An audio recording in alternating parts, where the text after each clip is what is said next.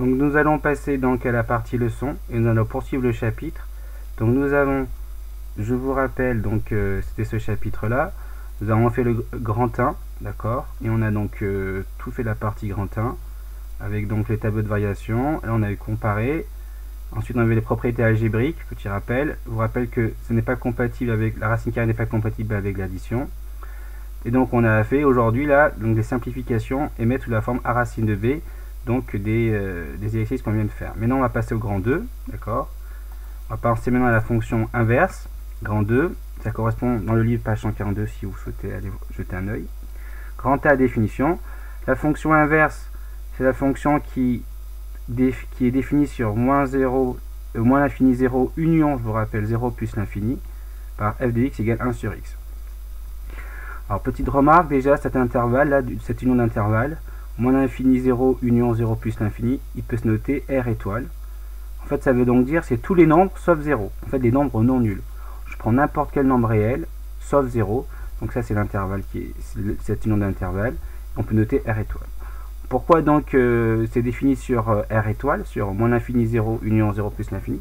Parce que je vous rappelle qu'on ne peut pas diviser par 0, donc en fait je ne peux pas écrire 1 sur 0 là, donc je peux mettre n'importe quelle valeur à x sauf 0. Donc c'est pour ça que là je dois exclure 0 donc dans cet intervalle. Donc je vous rappelle aussi que l'inverse de x, donc le produit d'un nombre et de son inverse, ça vaut 1, d'accord.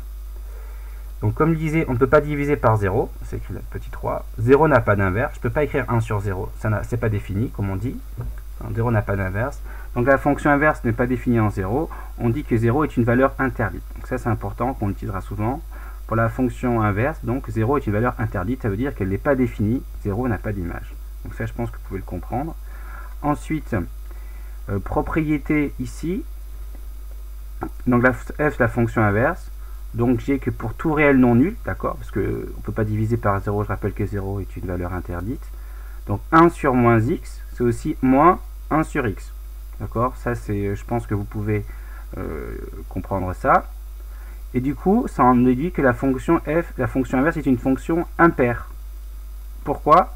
Bon voilà, parce que la propriété 1, dans le petit 1 ici, j'ai 1 sur moins x.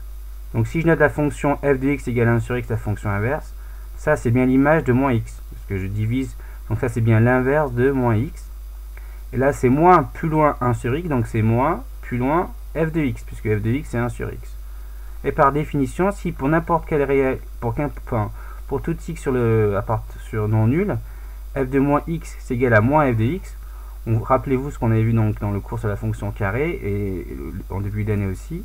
Donc ça c'est une fonction impaire par définition. Donc la fonction inverse est une fonction impaire. On verra donc au cours prochain que donc si c'est une fonction impaire, rappelez-vous, dans sa représentation graphique, il y a la courbe admet l'origine du repère comme centre de symétrie. Donc on verra ça au prochain cours.